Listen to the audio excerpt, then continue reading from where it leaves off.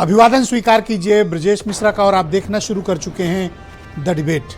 बहनों भाइयों, अहमदाबाद से लंदन जा रही एयर इंडिया के AI-171 जिस तरह से क्रैश हुई, वैसा एविएशन की हिस्ट्री में इस तरह के उदाहरण दुर्लभतम है। लेकिन सबसे बड़ा सवाल है कि आखिर ये हुआ कैसे। पूरा देश ये जानना चाहता, बल्कि दुनिया जानना चाहती है, क्योंकि इस घटना के बाद एविएशन इंडस्ट्री की साख पर बहुत गंभीर प्रश्न चिन्ह खड़े हुए हैं और जनता जवाब चाहती है। आज चर्चा इसी विषय की। बहनों भाइयों, जो कुछ भी अहमदाबाद में हुआ, पूरी दुनिया उसे बहुत ही भयानक हवाई हादसा मानती है। दुनिया में ऐसे बड़े दुर्लभतम उदाहरण होंगे जहां टेक ऑफ के फौरन बाद इस श्रेणी का एयरक्राफ्ट 17 सेकंड के भीतर गिर गया हो, पूरी फ्लाइट क्रैश कर गई हो और इतने बड़े पैमाने पर यात्री, क्रू मेंबर्स, पायलट्स और आमजन जो बाहर थे वो भी मारे गए। ऐसे उदाहरण जल्दी देखने को नहीं मिलेंगे। होंगे ऐसे उदाहरण, पर इंडियन एविएशन हिस्ट्री में ऐसे उदाहरण नहीं मिलेंगे जहां इस प्रकार के इतने बड़े craft wide body Boeing 787 take off के 17 सेकंड के अंदर लैंड कर गया, क्रैश कर गया। इस लेवल का जो क्राफ्ट है, इसका हादसा ये पहली बार भारत के भीतर हुआ है। हालांकि बोइंग का जो ट्रैक रिकॉर्ड है वो काफ़ी ख़राब रहा है। आपको याद होगा वर्ष 2014 में मलेशियन एयरलाइन का एक फ़्लाइट जो कुआलालंपुर मलेशिया से निकली थी, MH370। आज तक दुनिया इस रहस्य को नहीं जान पाई कि वो फ़्लाइट कहाँ गुम हो गई, कहाँ लापता हुई, कहाँ क्रैश हुई, और आज तक उस फ्लाइट का एक पुर्जा भी दुनिया में कोई बड़ी से बड़ी जांच एजेंसियां, कई देशों की सम्मिलित जांच एजेंसियां भी मलेशियन एयरलाइंस के उस फ्लाइट का एक पुर्जा भी बरामद नहीं कर सकी। बहनों भाइयों, वो भी बोइंग का ही एयरक्राफ्ट था। बोइंग की बड़ी खराब हिस्ट्री है। मैं ऐसा नहीं कहता कि सारे बोइंग के जहाज़ खराब होंगे, लेकिन सिक्योरिटी और सेफ्टी को लेकर जो बोइंग पर प्रश्न चिन्ह है वो गंभीरतम है। और आपको याद होगा कि कुछ अर्सा पहले बोइंग के CEO को सेफ्टी कंसर्न को लेकर इस्तीफा कंपनी से देना पड़ा था। तो आखिर कारण क्या है कि बोइंग के जहाज़ों में इस तरह की दिक्कतें उत्पन्न होती हैं? दुनिया के तकरीबन बहुत से मुल्कों में बोइंग के जहाज़ गिरे हैं। इसके कारण क्या हैं, हमें इसे समझना होगा कि बोइंग का ट्रैक रिकॉर्ड क्या है। अब ये जो जहाज गिरा, थोड़ा इसके बारे में भी समझ लीजिए। जो as a journalist, as a आम लोग, हमें पता है जहाज 11 साल पुराना था। मेंटेनेंस का ट्रैक रिकॉर्ड A श्रेणी का था, जो कि सर्टिफाइड है, और इसके मेंटेनेंस को लेकर कभी कोई मेजर टेक्निकल इशू फ्लैग नहीं हुए। जो पायलट इसको उड़ा रहे थे, कैप्टन सुमित सभरवाल, 8,200 घंटे का विराट अनुभव उनके पास था। बहनों भाइयों, इतने बड़े उड़ान के अनुभव को इतनी लंबी अवधि के बहुत कम पायलट देश में होंगे जिनको इतना वास्ट एक्सपीरियंस रहा हो। तो ये भी नहीं कह सकते कि जहाज में कोई खराबी थी या पायलट अनुभवहीन था। तो फिर क्या हुआ? आखिर उन 17 सेकंड्स के भीतर क्या हुआ? क्योंकि जब कोई भी क्राफ्ट को engine maintenance unit go ahead करती है, ओके देती है, सर्टिफाइड करती है, तब वो उड़ान के लिए तैयार होता है। उड़ान के फौरन पहले उसकी फिर से जांच होती है, और इसके बाद रनवे पर आने के दौरान भी पायलट सारे इंजन चेक करता है, फ्लैप्स चेक करता है। सारे टेक्निकल्स गो अहेड होने के बाद ATC तब टेक ऑफ की परमिशन देता है। तो जब इतनी सारी प्रक्रियाओं में वो खामी नहीं पकड़ी गई जिनका जिक्र मैं करना चाहूँगा, तो ऐसा क्या हुआ कि विदिन 17 सेकंड टेक ऑफ होते ही 17 सेकंड के भीतर वो फ्लाइट क्रैश कर जाती है? क्या ये कोई टेक्निकल फेल्योर था जहां दोनों इंजन फेल हो गए, या मेंटेनेंस का फेल्योर था कि ठीक से मेंटेनेंस इंजन्स के नहीं किए गए, ये मेंटेनेंस के एंड में प्रॉब्लम है? प्रश्न नंबर 3, क्या ये मैन्युफैक्चरिंग डिफॉल्ट बोइंग के इस 7878 कैटेगरी के एयरक्राफ्ट में थी, जिसे डिटेक्ट नहीं किया जा सका, जिसे पता नहीं किया जा सका? लेकिन एक बात फिर हम पीछे लौट के चलते हैं कि ये जहाज 1-2 साल पुराना नहीं है, 11 साल पुराना है। और सामान्य तौर पर इस श्रेणी के क्राफ्ट 20 से 25-30 साल तक सेवा में रहते हैं। तो कोई ऐसा भी नहीं था कि यह पुराना कचड़ा कबाड़ हो गया हो। तो मेंटेनेंस को A सर्टिफिकेट था, पायलट सुपर अनुभवी था, ऐसे कोई उदाहरण नहीं थे। बस एक बात है कि बोइंग की सेफ्टी हिस्ट्री अच्छी नहीं है, लेकिन ऐसे भी दुर्लभतम उदाहरण है जहां दोनों इंजन फेल हो गए हों और इस तरह की क्राइसिस आई हो। जो एक्सपर्ट हैं वो बताते हैं कि एक तीसरी व्यवस्था भी रहती है। इन केस दोनों इंजन फेल हो गए तो एक इमरजेंसी पावर सप्लाई सिस्टम भी रहता है, एपीयू के नाम से जानते हैं उसको, ऑक्सिलरी पावर यूनिट, एपीयू। लेकिन उसको भी स्टार्ट करने के लिए कम से कम 50-60 सेकंड का वक्त पायलट को चाहिए होता है, वो कितना भी अनुभवी हो। तो क्या इन 17 सेकंड्स के भीतर उन्हें वक्त नहीं मिला और दोनों इंजन फेल थे और वो इमरजेंसी पावर सप्लाई लाइन चालू नहीं हो पाई? क्या ये कारण दिखता है? बहनों भाइयों, कारण कुछ भी हो सकता है। कारण ओवर कॉन्फिडेंस भी हो सकता है, कारण बर्ड हिट भी हो सकता है, कारण दोनों इंजन का फेल होना भी हो सकता है, कारण मैन्युफैक्चरिंग भी हो सकता है, इसके सॉफ्टवेयर सिस्टम में भी प्रॉब्लम हो सकती है, दोनों इंजन ऑटो शट डाउन हो सकते हैं, एनीथिंग। ये जो कुछ भी हुआ है उसकी तस्दीक ये ब्लैक बॉक्स करेगा जो आज बरामद कर लिया गया है। इस ब्लैक बॉक्स को जांच के बाद भारत के प्रत्येक नागरिक को और दुनिया के प्रत्येक नागरिक को यह जानने का हक है कि इस हादसे के पीछे का कारण क्या है, क्योंकि जब तक कारण सार्वजनिक नहीं होंगे तब तक एयरलाइंस पर लोगों का भरोसा उठेगा। और आज तो आपने देखा होगा कि एयर इंडिया की साख को कितना बड़ा झटका लगा है कि दुनिया भर में उसकी फ्लाइटें डाइवर्ट हो गई हैं, लोग बुकिंग कैंसिलेशन करा रहे हैं एयर इंडिया के भीतर। आप मुआवजा देकर लोगों की जान की कीमत नहीं लगा सकते। ये कल का दिन भारत के एविएशन हिस्ट्री का ब्लैक डे था और मुझे इस बात को कहने में कोई गुरेज नहीं है। लोगों के मन में, आम आदमी के मन में, मैं एक्सपर्ट की बात नहीं करता, आम आदमी के मन में एविएशन सेक्टर को लेकर गंभीर प्रश्न चिन्ह खड़े हुए हैं। घर घर लोग ये बात चर्चा कर रहे हैं कि जहाज से चलना, खासतौर पर एयर इंडिया की फ्लाइट से उड़ना खतरनाक है, डेंजरस है। इस इशू को एड्रेस किया जाना चाहिए और ब्लैक बॉक्स की कहानी को सार्वजनिक किया जाना चाहिए कि दरअसल इन 17 सेकंड्स के भीतर ऐसा क्या हुआ कि एक भरी पूरी फ्लाइट रेजिडेंशियल इलाके में क्रैश होती है। सिर्फ मुसाफिर ही नहीं मारे जाते, क्रू मेंबर और पायलट ही नहीं मारे जाते, बाहर मौजूद लोग, आम आदमी, डॉक्टर्स, पैरामेडिकल स्टाफ, आम जनता मारी जाती है। अब तक 297 लाशें गिनी जा चुकी हैं। तो इस पे जवाबदेही और जिम्मेदारी तय होनी चाहिए। सवाल एयर इंडिया से भी पूछा जाना चाहिए और सवाल बोइंग से भी पूछा जाना चाहिए, सवाल भारत सरकार से भी होना चाहिए। कुछ स्टेटमेंट सुने, फिर आज की डिबेट। मेरे नज़रों के सब सामने हुआ था।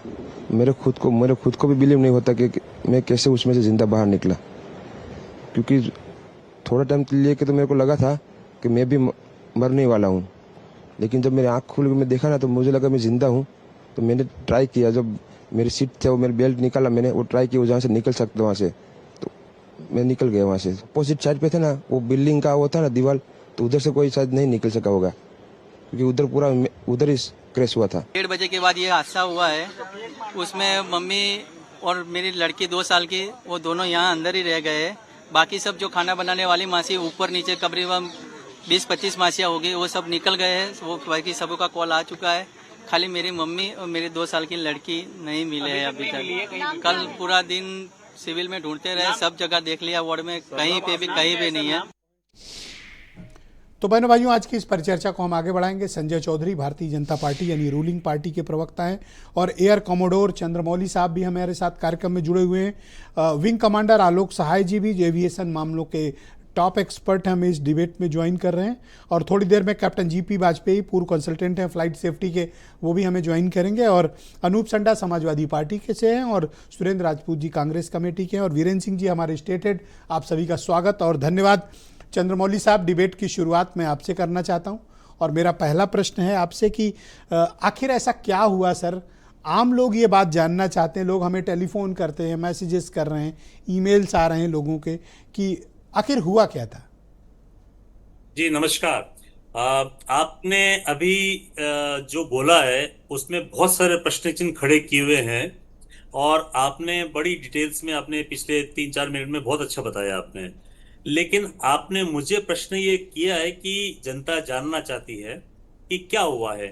तो पिछले 24 घंटे में आपने भी काफी डिबेट्स की है, काफी एक्सपर्ट्स ने आपको बताया है।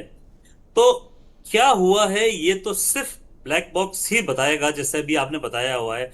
सारी की सारी उसकी जो गुत्थी सुलझाने के लिए ब्लैक बॉक्स होता है, जिसमें हजारों पैरामीटर्स होते हैं।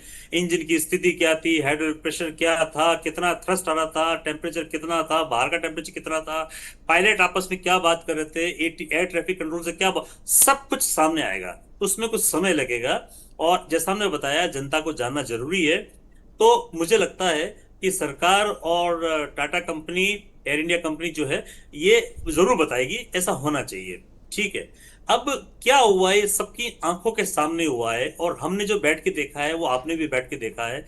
इसकी मैं डिटेल्स थोड़ा सा आपको बता दूं, ताकि आपके जो दर्शक हैं उनको पता लग जाए कि ये मामला इतना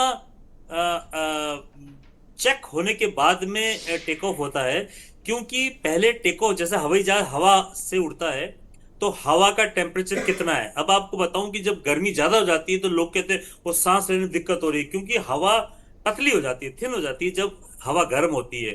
तो अहमदाबाद का टेम्परेचर उस दिन बहुत ज्यादा था, और अहमदाबाद की हाइट 200 फीट है। तो जो ग्राउंड लेवल पे जो लोग रहते हैं, जैसे गोवा का 0 लेवल या 2 मीटर हाइट होता होगा, इसी तरह से जब कश्मीर घूमने जाते हैं लोग कहते हैं सांस लेने में दिक्कत हो रही है। नथुला जब जाते हैं सिक्किम में, तो हवा थिन हो जाती है। तो ये 200 फीट पे था। तीसरी चीज, पैसेंजर्स होते हैं, उनका वजन होता है, वो केटर होता है, पर आई एम सॉरी, लगेज मैं होता आपको है। बीच में इंटरप्ट नहीं करना चाहता, लेकिन जी मेरे पास जो फ्लाइट रडार के डेटा हैं और जो भी एएआई के डेटा है, वो बताता है कि मौसम साफ था। सिर्फ 40 डिग्री टेम्परेचर उस वक्त था। ये कोई बहुत ज़्यादा इंडियन कंडीशन में नहीं होता। विजिबिलिटी 6 किलोमीटर की थी सर। मौसम उड़ान के लिए बिल्कुल ठीक था। जी, तो मैं कह रहा था आपको, आ रहा हूं ये डिटेल बता रहा हूं कि क्या क्या होता है। इस फ्लाइट की बात नहीं कर रहा हूं। तो ये सब चीजें पहले जमाने में पायलट खुद कैलकुलेट करता था। आज के जमाने में एक कंप्यूटर होता है, ये सब कुछ बता देता है। आपका वजन कितना है, टेम्परेचर कितना है, कितना लंबे रनवे छोटा हो तो भी टेक ऑफ में दिक्कत हो सकती है, रनवे की फुल लेंथ है, कितनी हाइट है, ये कैलकुलेट होता है। तो अब आते हैं कल की फ्लाइट के लिए जो क्रैश हुई अनफॉर्चुनेटली, उसमें यह भी चेक हुआ होगा। तो हम ये नहीं कह सकते कि पायलट ने कोई गलती की होगी या कंप्यूटर ने कैलकुलेट करने के लिए गलती की होगी। तो लेट अस टेक इट कि ये फिट थी चलने के लिए। अब जब जहाज का आरपीएम होता है, रेवोल्यूशंस पर मिनट, वो थ्रॉटल कहते हैं। जब पायलट खोलता है तो थ्रस्ट पैदा होती है। तो थ्रस्ट पैदा हुई थी कि नहीं हुई थी? हुई थी। क्यों? कि रनवे पे दौड़ा जहाज और रनवे से टेक ऑफ कर गया। इसका मतलब जहाज की जो तकनीकी, उस टाइम पे कोई प्रॉब्लम नहीं हुई थी जब टेक ऑफ कर रहा था। आपने 17 सेकंड बताया हुआ है, 12 सेकंड हो सकता है, 18 सेकंड हो सकता है, 19 सेकंड हो सकता है। तो आप ये लेना पड़ेगा कि जहाज पहले दिल्ली से आया था अहमदाबाद, तो पूरा फिट था जहाज। अहमदाबाद में इसकी रिफिलिंग हुई होगी, चेकिंग हुई होगी, जैसा हमने बताया। पायलट भी चेक करता है, इंजीनियर साइन करके देता है, इसमें फ्यूल पूरा है, सब कुछ चेक कर लिया है ये, और पायलट लास्ट में साइन करके खुद टेक ओवर करके और उसका कैप्टन बन जाता है वो। तो ये पूरा चेक हुआ। अब उसने पूरा आरपीएम खोला, फुल थ्रस्ट लगाई, जहाज रोल किया और रनवे पे टेक ऑफ किया। यहां तक बिल्कुल सही चल रहा है इसका। इसमें हम कोई दो राय नहीं कि इसमें कहीं पे भी कोई गड़बड़ हुई होगी। अब जब जहाज टेक ऑफ कर गया, यानी कि रनवे से ऊपर चला गया, तो लोग कहते हैं 700 फीट चला गया, कोई कहता है 650, जितना भी। लेकिन इतने सेकंड में जब जहाज टेक ऑफ किया, तो आप देखो इसका एटीट्यूड सही है, सही तरीके से टेक ऑफ कर रहा है, यानी कि दोनों इंजन की थ्रस्ट पैदा हो रही है। बाद में किसी सेकंड पे जाकर के थ्रस्ट कम हो जाती है या खत्म हो जाती है, और जहाज धीरे धीरे अपना हाइट लूज करता है और फाइनली क्रैश करता है। तो जिस जगह पे थ्रस्ट कम हुई है, मैं आपको ये बता दूं कि उस जगह पे ये चेकिंग 50 बार इसको चेक करेंगे कि थ्रस्ट कम क्यों हुई है। इसके कई कारण हो सकते हैं। मेंटेनेंस नहीं, टेक ऑफ किया तो मेंटेनेंस सही था, फ्यूल चल रहा था, लेकिन उसके सेकंड में जब थ्रस्ट कम हुई है, क्या फ्यूल जाना बंद हो गया था, क्या इंजन में कोई प्रॉब्लम आ गई थी, क्या ह्यूमन एरर से किसी ने थ्रॉटल को बंद कर दिया था, क्या तकनीकी कारण से कुछ हुआ था, ये सब चीजें ब्लैक बॉक्स बताएगा इस टाइम पे।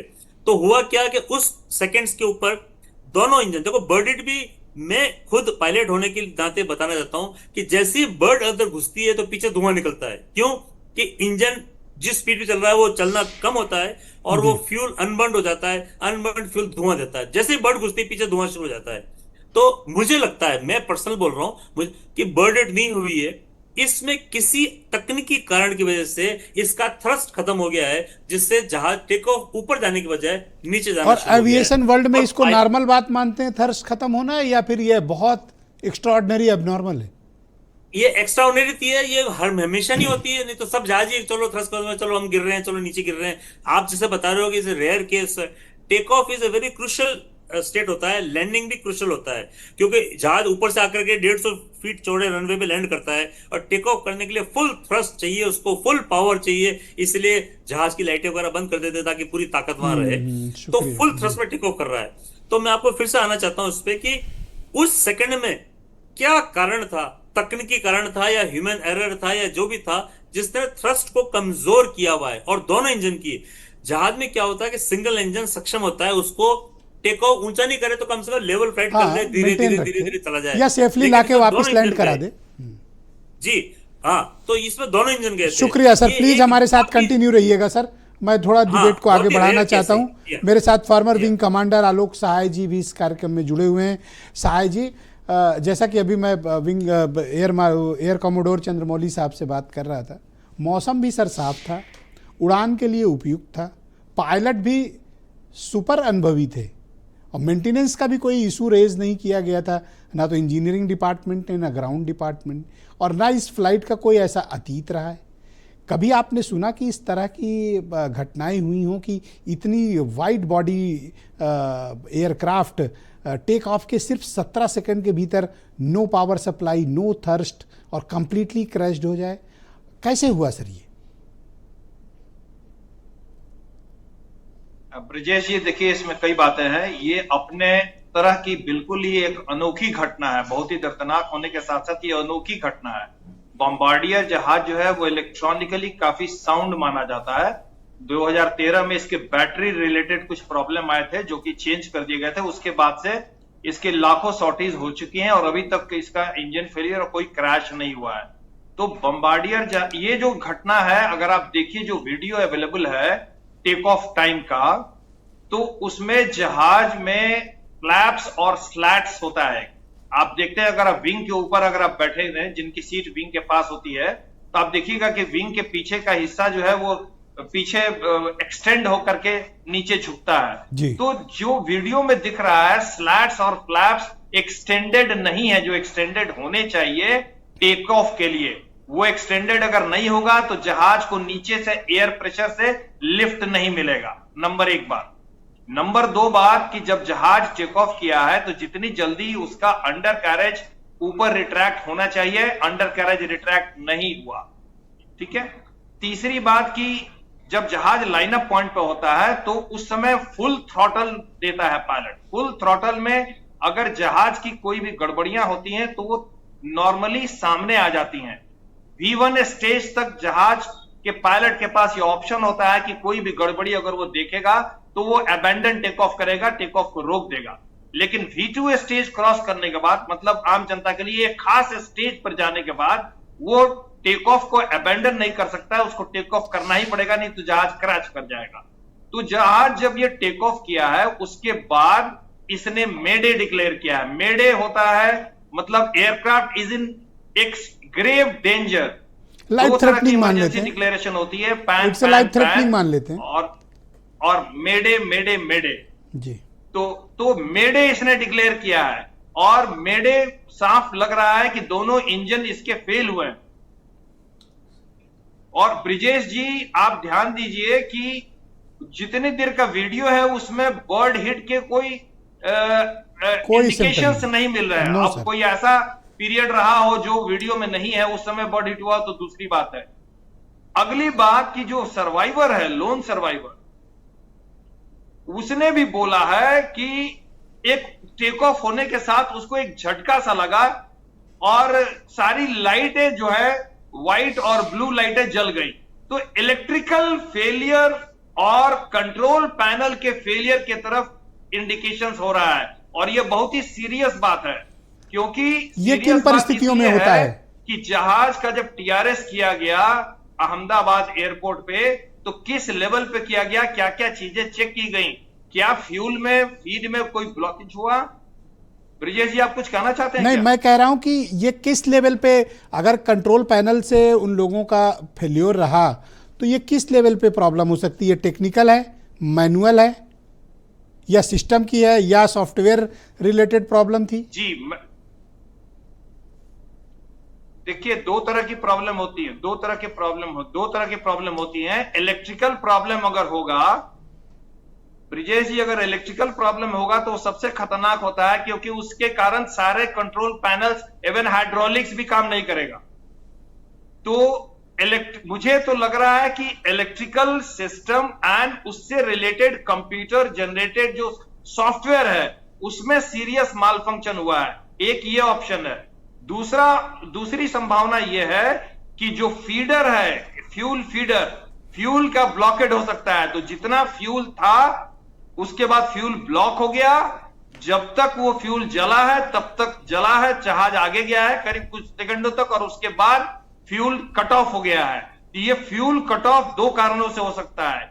एक एटीएफ में कंटामिनेशन से हो सकता है और दूसरा सबोटाज से हो सकता है। इसीलिए ब्रजेश जी, आप देखिए कि आज जो बॉक्स जो रिकवर किया गया है, ब्लैक बॉक्स, उसको एटीएस कैप्चर करके ले गई है। एटीएस ने अपने कब्जे में लिया है, एंटी टेररिस्ट स्क्वाड ने, जो कि थोड़ी एक ऑल दूसरे जो एयरक्राफ्ट क्रैश होते हैं उससे ये अलग तरह की बात है। क्योंकि हम आज का जो माहौल चल रहा है ऑपरेशन सिंदूर के बाद, और आज सुबह में जो फोकट से एयर इंडिया की फ्लाइट आ रही थी उसमें भी बॉम्ब का थ्रेट का कॉल आया था।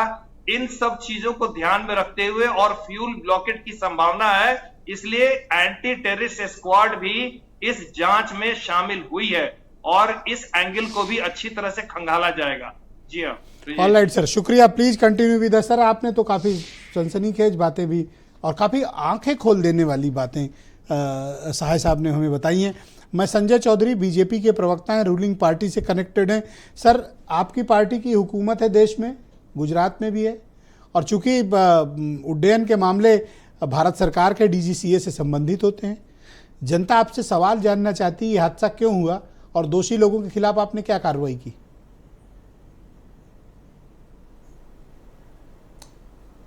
ब्रजेश भाई, हम लोग तो लेमैन हैं, दोनों एक्सपर्ट आपके साथ बैठे हैं, उनकी ओपिनियन आप ले चुके हैं। दोनों एक्सपर्ट्स ये कह रहे हैं कि जांच तभी ठीक हो सकती है कि जब इसके ब्लैक बॉक्स का डाटा, इसका एनालिसिस हो सकेगा, और एनालिसिस होने के बाद इसमें किसका गड़बड़ी है, दुर्घटना क्यों हुई, उसके पीछे क्या कारण थे और वो कारण क्यों उत्पन्न हुए, ये उन्होंने पूरी तरह से स्पष्ट किया है। और जब तक ये कारण स्पष्ट न हो जाए तो इसमें कौन दोषी है, किसके कारण हुआ, घटना के क्या कारण है, ये उस विषय पर नहीं पहुंचा जा सकता। मुझे लगता है कि ब्लैक बॉक्स मिल चुका है, और इसमें अच्छी बात यह है कि जब दुर्घटना हो रही है तो उसके वीडियोस भी अवेलेबल हैं। सामान्यतः आकाश में जब इस प्रकार की दुर्घटना होती है तो उसके वीडियोस अवेलेबल नहीं होते हैं। सारी चीज़ें सबके सामने हैं, और निश्चित रूप से सरकार सारी चीज़ों पर ध्यान देते हुए न केवल उसके टेक्निकल बेस पर, जो हमारे दूसरे एक्सपर्ट्स ने कहा है कि उसमें और कोई अगर घटना हो सकती है, दुर्घटना हो सकती है, एनआईए भी इसके लिए सक्रिय है। सारी चीज़ों पर, सारे आधार पर, व्यापक आधार पर वास्तव में इतनी बड़ी दुर्घटना हुई है, उसके पीछे कौन दोषी हैं, क्या कारण है, कैसे हुई है, सारे के सारे तथ्यों को जानने के लिए मुझे लगता है कि थोड़ा समय लगेगा। निश्चित रूप से जैसे ही ये जानकारी सार्वजनिक होगी, जो भी इसके लिए दोषी होंगे निश्चित रूप से उस पर कार्रवाई होगी। मेरे साथ सुरेंद्र राजपूत मौजूद हैं, कांग्रेस कमेटी के प्रवक्ता हैं। सुरेंद्र जी, धन्यवाद आपका हमारे साथ जुड़ने के लिए। अहमदाबाद प्लेन क्रैश को लेकर आपकी पार्टी क्या ओपिनियन रखती है कि आखिर ये हुआ कैसे और कौन लोग इसके लिए जिम्मेदार हैं? 300 लाशें बिछ गई सर, 300 परिवार और पूरा देश जवाब चाहता है इसका। आपकी पार्टी जो अपोजिशन में है, आप क्या धारणा रखते हैं कि ये घटना क्यों हुई और किस तरह की इन्वेस्टिगेशन या इंक्वायरी होनी चाहिए? ब्रजेश भाई, बहुत दुखद हादसा है, दर्दनाक हादसा है, और इस हादसे को लेकर के सभी लोग स्तब्ध हैं। समझ नहीं आता कि कहाँ से शुरू करें और कहाँ ख़त्म करें। वो कहते हैं ना कि मुसलसल दुश्मने जाँ की निगहबानी में रहना है, मुसलसल दुश्मने जाँ की निगहबानी में रहना है, जहाँ घड़ियाल रहता है उसी पानी में रहना है। इस हादसे में जो टेक्निकल बातें हैं वो तो आपके साहब जो हमारे इसके विशेषज्ञ हैं वो सब बता रहे हैं। हम टेक्निकल बातों पर नहीं जाना चाहते, हम तो 2-3 चीज़ें कहना चाहते हैं। पहली बात, अगर ये तकनीकी त्रुटि है तो जिम्मेवार कौन? अगर ये तकनीकी त्रुटि है और भारत सरकार के अंडर में है तो जिम्मेवार कौन? अगर ये तकनीकी त्रुटि है और भारत सरकार के अंडर में नहीं है, एयर इंडिया है अब टाटा के पास है, एयरपोर्ट है बाटा अडानी के पास है, तो सरकार के पास क्या है? सबसे बड़ी बात यह है कि जो सिक्योरिटी अगर कंसर्न है, जैसा एक हमारे अभी आपके एक्सपर्ट ने कहा, तो अगर सिक्योरिटी कंसर्न है तो सरकार कहां है? सरकार की कोई नैतिक जिम्मेवारी है? सरकार कोई बात करेगी? सरकार कोई बयान देगी? या सरकार हादसे की जगह पर जाएगी? प्रधानमंत्री जी भी गए, गृह मंत्री जी भी गए, बहुत अच्छी बात। प्रधानमंत्री जी तो 6 कैमरा लेकर के गए, हो सकता है वो त्रुटि देखने के लिए गए हों, हर कैमरे के एंगल से पता चल रहा हो कि इस एंगल से यहाँ पर त्रुटि है, यहाँ पर ऐसा है। तो मैं आपसे सिर्फ इतना क्वेश्चन करना चाहता हूं कि एयरपोर्ट की सुरक्षा, एयरपोर्ट जो है अडानी के पास, एयरलाइन टाटा के पास और सिविल एविएशन मिनिस्टर भारत सरकार का, तो कहीं ना कहीं कोई ना कोई नैतिक जिम्मेवारी फिक्स होनी चाहिए या नहीं फिक्स होनी चाहिए। मैं आरोप किसी के ऊपर नहीं लगा रहा, मैं पहले से बता दूं, लेकिन जो सवाल हैं, सवाल तो आपके सामने रखे जाएंगे। और ये हादसा, जैसे अब आज अमित शाह जी ने कह दिया कि हादसा है, हादसा तो कोई रोक नहीं सकता। आप बताइए ब्रजेश भाई, ये स्टेटमेंट अगर किसी कांग्रेसी सरकार के सिविल एविएशन या गृह मंत्री ने दिया होता तो अभी तक सारा मीडिया नैतिक हो जाता, सारा मीडिया जो है नैतिकता से भर जाता, और सारा का सारा मीडिया, अमित शाह कांग्रेस के गृह मंत्री हो तो अच्छी बात है, भाजपा गृह मंत्री है, लेकिन सारा का अगर वो कांग्रेस के गृह मंत्री होते तो सारा मीडिया नोच डालता गिद्ध की तरीके से। क्या आप इसको कॉन्स्पिरेसी थ्योरी भी मानते हैं? मैं कि कोई थ्योरी, वैसे सहाय जी ने कॉन्स्पिरेसी थ्योरी की तरफ इशारा किया है, और आज सुबह से मैं देख रहा हूं इंटरनेट पे इस तरह की बस चल रही है। आई एम नॉट श्योर कि ऐसा कुछ है, अभी तक कोई ऐसा सॉलिड एविडेंस भी नहीं। सर मैं अपनी सरकार बट है, कुछ तो है। मैं अपनी सरकार की बात मानना चाहता हूं। सहाय साहब बड़े हमारे एक्सपर्ट हैं, मैं सहाय साहब की पूरी इज्जत के साथ बात मानना चाहता हूं, लेकिन उसको मुझे एविडेंस के साथ होगी तब मैं मानूंगा। वो कुछ कहना चाहते हैं, मैं 20 सेकंड दे दूं? हाँ बिल्कुल सर। सहाय साहब आप कुछ मेंशन करना चाहते थे, 20 सेकंड सर। जी ब्रजेश जी, मैं ये नहीं कर रहा हूं कि ये हुआ होगा, मतलब भाई इतनी बड़ी दुर्घटना है, और मैं सरकार की सराहना करूंगा कि वो सारे एंगल को खुले रूप में ले के चल रही है जी। हम किसी भी चीज को अभी नकार नहीं सकते इस स्थिति में। तो टेररिज्म का भी एक एंगल है, उसको भी हम मतलब एक कॉन्स्पिरेसी थ्योरी को आप इंडोर्स करते हो ना, एक ऑप्शंस को देखना पड़ेगा। वन ऑफ द रीजन आप ये मानते हैं कि कॉन्स्पिरेसी थ्योरी भी हो सकती है? One of the possibility. All right, sir. Yes, ji. possibility. Sir 20 second संभावना हो सकती है। आप हमारा ही ओके 20 सेकंड। हाँ, तो मैं ओके सुरेंद्र जी 20 सेकंड। जी, मैं आपसे फिर से एक बात कहता हूं, अगर कॉन्स्पिरेसी थ्योरी है तो ये और गंभीर बात है सरकार के लिए, फिर तो पूरी सरकार को नैतिकता के आधार पर इस्तीफा दे देना चाहिए।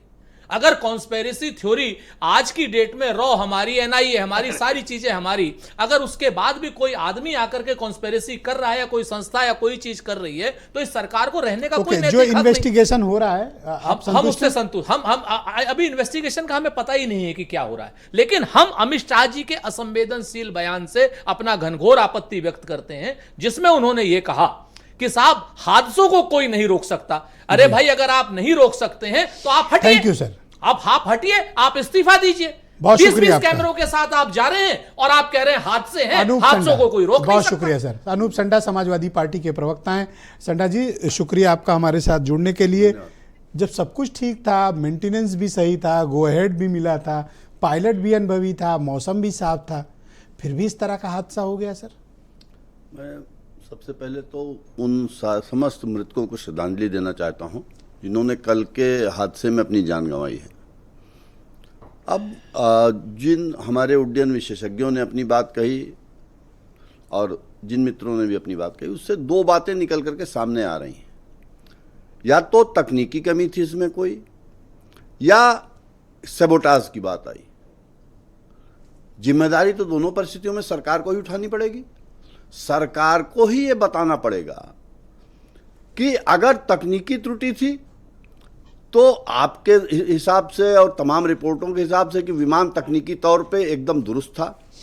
आज मैंने सोशल मीडिया पर देखा कि कुछ यात्रियों की ये बात चल रही थी, कुछ बातें ये आई कि साहब विमान की कुछ एसी नहीं चल रहा था, लोग पंखे जल रहे थे, आंखों से हाथों से अखबार लेकर के, उसके पहले कॉल बटन नहीं काम कर रहा था। तो अगर ये मामूली कमियां थी तो क्या मेंटेनेंस की कमी नहीं है? दूसरा, निजीकरण का जो दौर चला है, उस निजीकरण के दौर के बाद क्या डीजीसीए का नियंत्रण उन निजी विमानन कंपनियों पर उस तरीके का है? क्या जवाबदेही सुनिश्चित है? अगर जवाबदेही नहीं सुनिश्चित है तो हमको ये कहना है कि सरकार निजीकरण के नाम पर अपने मित्रों को फायदा पहुंचा रही है। अब अगर सैबोटाज की बात आती है तो ये, जैसा सुरेंद्र भाई ने कहा कि ये बहुत ज़्यादा महत्वपूर्ण बात है और बड़ी खतरनाक बात है कि कोई भी संगठन या कोई भी जो भी व्यक्ति हो, अगर ऐसी बात है तो आए हमारे जहाज में कुछ ऐसा कर दे, हमारे जहाज़ों में, और हमारे यात्रियों की जान चली जाए। 265 लोग गए हैं ब्रजेश भाई, मामूली बात नहीं है। मेडिकल के छात्र गए हैं। 300 हो गए सर। 300 हो गए। मैंने जो लास्ट देखा था 200। पर ऐसा कौन सा दुनिया में कॉन्स्पिरेटर है, साजिश करता है कि इस तरह का माल फंक्शन सॉफ्टवेयर के भीतर या हार्डवेयर के भीतर डाल दे कि टेक ऑफ के पहले सारे पैरामीटर्स वो क्राफ्ट नॉर्मल शो कर रहा है? मैं बिल्कुल, आपने सही कहा, अनबिलीवेबल बात लग मैंने रही है। ये बात अपने स्तर पर नहीं कही, हमारे 2 उड्डयन विशेषज्ञ, विमानन विशेषज्ञ आपने बैठा है। पर लेट्स डिस्कस ना, कोई मैंने डिस्कस नहीं कर रहा, कोई वही कह रहे हैं अंतिम सच नहीं, मैं कह रहा हूं अंतिम सच नहीं। मैं कहां कह रहा हूं कि मैं तो कह रहा हूं अगर है तो लेट्स डिबेट। मैंने तो यदि लगाया। अब चूंकि विमानन विशेषज्ञ अगर कोई बात कह रहे हैं, अगर आप मुझसे पूछिए जहाज के उड़ने की क्या तकनीक है तो मैं कुछ नहीं बता सकता। जो बातें उसके आधार पर हैं, अगर रखरखाव की कमी थी उसकी भी जिम्मेदार सरकार है, अगर कोई सैबोटाज है या किस तरीके की साजिश है तो उससे भी ज्यादा गंभीर बात है जी। इन दोनों परिस्थितियों में सरकार जवाबदेह है। जांच से आप संतुष्ट हैं? जी, जांच से आप संतुष्ट हैं? नहीं, जांच के बारे में अभी हम क्या कह सकते हैं। अभी तो ये जरूर मुझे आश्चर्य हुआ, आज दोपहर मैंने भी देखा कि एक वीडियो आया कि ब्लैक बॉक्स मिला है और एटीएस के लोग लेके जा रहे हैं। तो तभी मेरे दिमाग में आया कि एटीएस के ब्लैक बॉक्स ले, ये तो डीजीसीए के पास मेरी जानकारी के हिसाब से जाना चाहिए, तो एटीएस के लोग क्यों ले जा रहे हैं? अगर एटीएस के पास गया है तो इसका मतलब है कि या तो सरकार कुछ छुपाना चाह रही है। बट होम मिनिस्टर ने तो इसे दुर्घटना कहा है और ऑन रिकॉर्ड कहा है। अब होम मिनिस्टर ने तो यह भी कहा था देश की संसद में कि बगैर पीओके के लिए हम अपनी जान दे देंगे, और ऑपरेशन सिंदूर में बगैर पीओके के लिए लौटा है। Please continue with sir. मैं वीरेंद्र जी भी हमारे साथ, हमारे स्टेट हेड जुड़ चुके हैं। वीरेंद्र जी, कुछ पता चल पाया कि वो आखिरी 17 सेकंड के भीतर क्या हुआ था कि इतना बड़ा हादसा हो गया कि पूरा देश और दुनिया आज स्तब्ध है? उन आखिरी 17 सेकंड्स की कोई थ्योरी पता चली? हुआ क्या था? देखिए, दुनिया से लगातार ऐसी खबरें आ रही हैं जो दुखी करती हैं। बीती रात इजराइल ने तेहरान पर हमला किया जिसमें कई सारे लोग मारे गए, और भारत इतने बड़े विमान हादसे के दुख में डूबा हुआ है। मानवीय जिंदगी के लिए ये पिछले कुछ दिन बड़े कठिन गुजरे हैं पूरी दुनिया में, लेकिन हादसे के बाद फिर से नया जीवन शुरू करना, आगे बढ़ना इंसानी ज़रूरत है। विमान एक ऐसी चीज़ है, जब उसका हादसा होता है तो हमें मानते हैं कि अब शायद ही कोई बच पाएगा, लेकिन ऊपर वाले ने यहाँ भी चमत्कार किया है, एक व्यक्ति बच के निकल आया है। जहाँ तक बात आती है कि AI 171 बोइंग जो ड्रीम लाइनर विमान था, उसमें कोई कॉन्स्पिरेसी है, कोई आतंकी मामला है, कोई इंटरनेशनल साजिश है, इन सब पर लोगों का ध्यान नहीं है। लोगों का ध्यान यह है कि किस तकनीकी खामी की वजह से ये विमान गिरा है। इस बात की जानकारी जनता के सामने आनी चाहिए, क्योंकि इस देश में बैठा हुआ व्यक्ति, एक एक व्यक्ति तक सोशल मीडिया के माध्यम से, टीवी के माध्यम से जानकारी पहुंच चुकी है। अब वो इसके कारण को जानना चाहता है। हमने बहुत सारे विमान हादसे देखे थे, लेकिन इस हादसे ने पूरे देश को झकझोर दिया है और कहा जाए तो पूरा देश इस समय मातम की स्थिति में है। ब्रजेश जी, एक पल में सब कुछ तबाह होना विमान हादसे में ही संभव है और ये अपनी आंखों से लोगों ने देखा है। ये डीवीआर की जो बात कही जा रही है, ये उसी हॉस्टल की छत से बरामद हुआ है, मेस की, जहां पर ये जहाज गिरा था। अब जांच होगी, लेकिन सवाल ड्रीम लाइनर पर बहुत सारे खड़े हुए हैं। क्या उसके निर्माण में कोई तकनीकी खामी है या उसके अंदर पैटर्न आधारित कोई खामी है जिसकी वजह से बहुत सारी घटनाएं हो रही हैं। तापमान 43 डिग्री सेंटीग्रेड था उस समय गुजरात में जी, और बताते हैं कि विशेषज्ञ कि जब गर्मी ज़्यादा होती है तो हवा पतली हो जाती है और जिसकी वजह से जो लिफ्ट होता है और जो थ्रस्ट होता है वो कम पड़ जाता है, कम होने लगता है, उतना दबाव नहीं बना पाता। थ्रस्ट की जो हिंदी में भाषा है उसमें यह है कि किसी चीज़ को बहुत ताकत से ढकेलना।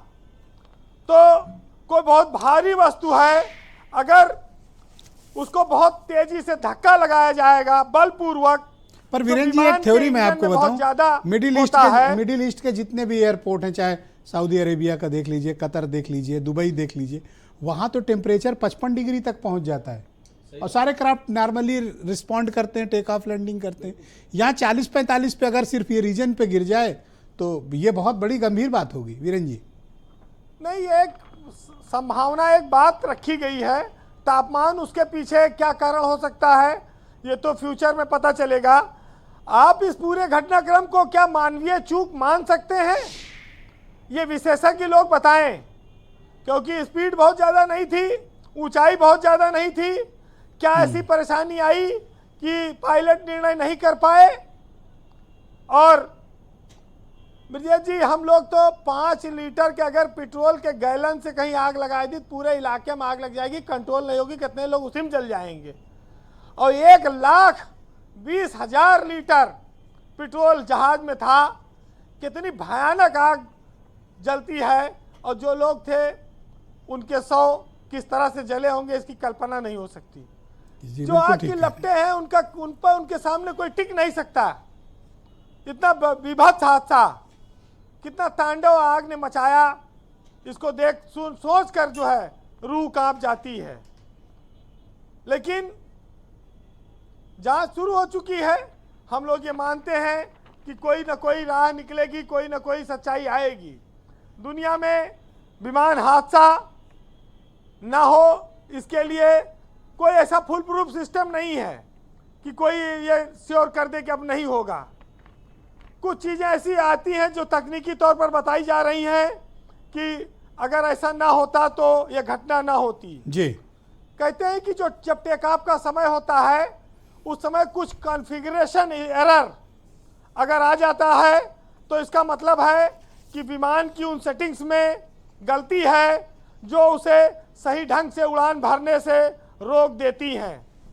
जी वीरेंद्र जी, इसमें बताते हैं कि अगर फ्लैग्स गलत सेटिंग हो जाए, थ्रस्ट कम हो, समय से पहले अगर टेक ऑफ हो जाए या रोटेशन का जो सिस्टम है या लैंडिंग गियर ना उठा हो, जैसी गलतियां शामिल होती हैं, ये विमान के, ये सभी चीज़ें विमान के उठने और उसकी ऊंचाई पकड़ने की क्षमता पर असर डालती हैं, जिससे विमान स्टॉल करने लगता है या वो अपना नियंत्रण खो सकता है। जो विशेषज्ञ बताते हैं, हम लोगों को तो इतनी जानकारी नहीं है। हम लोग तो एक चीज़ और पूछेंगे, एयर कमोडोर साहब बैठे हैं, कि एक विमान आया दूसरा गया, रेस्ट करने का मौका नहीं मिलता, साफ सफाई भी नहीं होती, उधर पैसेंजर उतरे और उधर दूसरी ओर से भरा जाए लगे विमान में, नीचे उधर उतर के बस में बैठे, इधर फुल हो गया 5 मिनट में। तो इससे क्या विमान के मेंटेनेंस पे, संचालन पे, उड़ान पे कोई असर पड़ता है कि नहीं, ये सब बातें हम लोगों को ज़्यादा समझ में नहीं आती हैं। लेकिन इतना ज़रूर कहूँगा कि वो जो जा रहे थे सफ़र से मौत के आगोश में सो गए। कुछ सपने टूटे ऐसे कि कहीं वो कुछ लोग यादों के साथ हादसों में खो गए, और जिनकी संतानें घर पर उनका इंतज़ार कर रही थी, शायद अब मौत ही की सूचना ही उनके जीवन का अंतिम सत्य बनकर रह गई। जी वीरेंद्र जी, आपका बहुत शुक्रिया, धन्यवाद हमारे साथ जुड़ने के लिए। ग्राउंड जीरो से फीडबैक, ओपिनियन, ऑब्जर्वेशन और आम लोग क्या धारणा रखते हैं इसके बारे में आपने अपना पक्ष रखा, बहुत शुक्रिया और धन्यवाद। बहनों भाइयों, दूसरा चरण शुरू करेंगे। मेरे साथ एयर कमोडोर चंद्रमौली सिंह साहब मौजूद हैं। चंद्रमौली साहब, मैं ये जानना चाहता हूँ कि अगर कोई भी फ़्लाइट टेक ऑफ करती है और इन केस यानी किसी सिचुएशन में उसके दोनों इंजन फेल हो जाते हैं, तो पायलट के पास अंतिम विकल्प क्या होता है सर? हेलो, मैं सुन रहा हूं सर, प्लीज बोलें।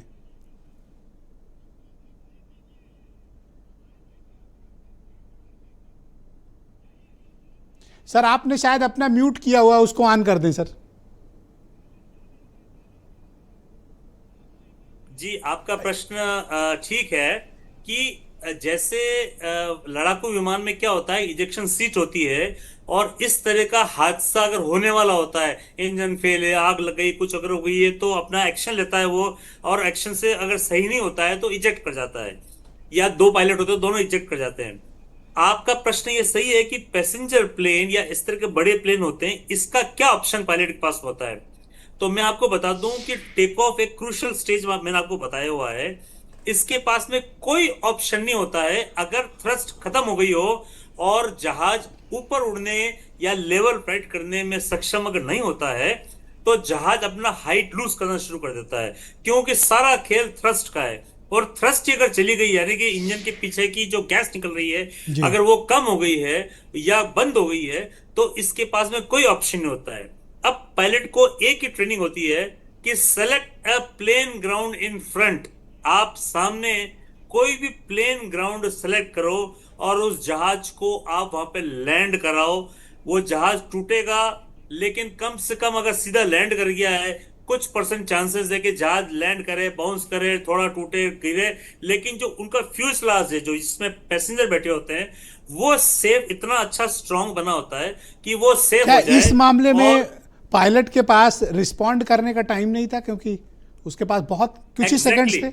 एग्जैक्टली, आपको लगता है, आप देखो जहाज जब टेक ऑफ कर रहा है, मैं हाथ से इशारा करता हूं कि जहाज टेक ऑफ ऐसे कर रहा था, टेक ऑफ करते करते जब उसकी हाइट कम होनी होती है तो उसने नाक ऊपर की है, क्यों? वो चाहता है कि किसी तरह से जो रिहायशी बिल्डिंग्स हैं उसको पार कर ले। तो ऐसे जब नीचे जहाज का नाक ऊपर है, जहाज टेक ऑफ कर रहा है, लेकिन जब लैंड जब नहीं कर पा, टेक ऑफ नहीं कर पाता नीचे, तो उसने ऊपर कर दी नाक को। दैट मींस वो एक्स्ट्रा लिफ्ट ले रहा है कि किसी तरह से वो रिहायशी बिल्डिंग को क्रॉस कर जाए। हो सकता है आगे कोई ग्राउंड मिल जाए, प्लेन ग्राउंड मिल जाए, कोई खेत मिल जाए, कोई तालाब मिल जाए, तो वहां पे वो डिग कर सकता है, नीचे गिर सकता है उसके अंदर। आपको अमेरिका में एक बार जो भी हादसा हुआ था कुछ महीने पहले, वो हडसन नदी के अंदर लैंड कर गए थे। हाँ, नदी प्लेन होती है। तो यहाँ पे क्या है कि हमारे एयरफील्ड में क्या होता है कि कम से कम 1 किलोमीटर तक एकदम सपाट होना चाहिए, उसके बाद में रिहायशी इलाका कम होना चाहिए। लेकिन हमारे हिंदुस्तान में इस तरह के कोई फॉलो करता ही नहीं है। उनकी जगह मिल जाए तो रनवे के ऊपर आके बैठ जाएंगे। तो ये बिल्डिंग सामने बनी हुई थी, मेस बना हुआ है, मेडिकल कॉलेज चल रहा है, ये ज्यादा दूर नहीं है, क्योंकि जो टेक ऑफ करती है वहां गिर रहा है, तो कितनी फ्लाइट ली है? मुश्किल से 1 से 2 किलोमीटर का एरिया रहा होगा सर, मुश्किल से 1 किलोमीटर। पायलट ने कोशिश की किसी तरह से ये थोड़ा और उसको फ्लाइट मिल जाए, ये रिहायशी इलाका। अनफॉर्चुनेटली वो फ्लाइट नहीं मिल पाई उसको। ऑलराइट सर, मेरे साथ जी प्लीज कंटिन्यू विद सर। मेरे साथ captain GP Vajpayee ji, farmer consultant हैं फ्लाइट सेफ्टी के, वो भी हमारे साथ जुड़ चुके हैं। कैप्टन वाजपेयी, बहुत स्वागत और धन्यवाद हमारे साथ जुड़ने के लिए। सर, मैं आपसे जानना चाहता हूं कि एविएशन हिस्ट्री में इस तरह के हादसे बहुत दुर्लभतम माने गए, जहां इतनी wide body craft take off के फ़ौरन बाद क्रैश कर गया हो। आपका अनुभव क्या कहता है और आपकी समझ क्या कहती है कि ये हादसा क्यों हुआ होगा? ये टेक्निकल फेल्योर है, मैन्युफैक्चरिंग फेल्योर है, सॉफ्टवेयर फेल्योर है, पायलट की गलती है, क्या हुआ होगा? अवधेश जी नमस्कार। अभी बहुत जल्दी होगी कोई रीजन इस एक्सीडेंट का बताने के लिए। हाउएवर, जैसे सब लोग अपनी हाइपोथेसिस के बेस पे अपने अपने विचार प्रकट कर रहे हैं, उसी तरीके से जो एविडेंसेस हमारे सामने हैं, मुझे दो एविडेंस बिल्कुल साफ दिख रही है। एक, इस एयरक्राफ्ट का landing gear down throughout हमेशा फ्लाइट में रहा है, आपने भी शायद वीडियो देखा होगा। दूसरा, जो वीडियो है उसका रेजोल्यूशन क्लियर नहीं है, तो उसमें फ्लैप की पोजीशन साफ नहीं पता लग रही है। तो जो हमारे सामने एविडेंस आया है, इसके बेस पे मेरा जो हाइपोथेसिस है, जो मैंने लगभग सभी चैनलों में कहा है, कि ऐसा प्रतीत होता है कि जब एयरक्राफ्ट ने टेक ऑफ किया तब तक सब कुछ सामान्य था, तो एयरक्राफ्ट उड़ गया, इसके बाद उसका लैंडिंग गियर डाउन रहा, जो कि 50 फीट से 100 फीट के अंदर इसको रिट्रैक्ट करना चाहिए। और फ्लैप, जो मैं बोल रहा था, फ्लैप लिफ्ट ऑगमेंटिंग डिवाइस है, जो एयरक्राफ्ट को लैंडिंग और टेक ऑफ के समय लिफ्ट मेंटेन करने के लिए अति आवश्यक है। और जब इस चीज का संज्ञान कैप्टन को आया, उसने को पायलट को कहा, ये सब मेरी हाइपोथेसिस है, उसने को पायलट को कहा कि लैंडिंग गियर अप कर, क्योंकि एयरक्राफ्ट क्लाइंब नहीं कर रहा है, लैंडिंग गियर ड्रैग देता है, रेजिस्टेंस देता है एयरक्राफ्ट की फ्लाइट के लिए। तो हड़बड़ी में को पायलट की तरफ से लैंडिंग गियर रिट्रैक्ट करने की जगह उसने फ्लैप को 0 पे ले आया, फ्लैप को रिट्रैक्ट कर दिया, और उसके चलते जो भी लिफ्ट थी वो डाउन हो गई और एयरक्राफ्ट क्रैश कर। लेकिन आपने सुना होगा कि जो हमारे पास लास्ट डेटा मौजूद है वो ये बताता है कि मेडे कॉल हुई, no power supply, no thrust. हाँ, मेडे कॉल उसने इसलिए ये रेडियो पे सुना गया लास्ट जो कन्वर्सेशन एटीसी से था। बात है, ये सही बात है कि मेडे कॉल की गई। इसके साथ ये भी हो सकता है, ये सब संभावनाएं व्यक्त है कि एक, जैसा आपने कहा, दोनों इंजन में लॉस ऑफ पावर होना बहुत ही लगभग असंभव, मैं ये नहीं कहूंगा हो नहीं सकता, संभावना है, लेकिन लगभग असंभव। एक इंजन में प्रॉब्लम आ सकती है, एक इंजन में प्रॉब्लम, फ्लैप का नीचे आना, फ्लैप 0, लिफ्ट नहीं, मैं इसलिए ये बात कह रहा हूं क्योंकि बोइंग का जो ट्रैक रिकॉर्ड है सर सेफ्टी को लेके, वो कोई दूध का धुला नहीं, काफी खराब है। और आपको याद होगा कि मार्च 2014 में मलेशियन एयरलाइंस के साथ क्या हुआ था, आज तक 370 का पता नहीं चला सर, पुर्जा तक नहीं मिला आज तक। उसमें क्या इशू हुआ था, 3 महीने that was also Boeing sir, dream liner था।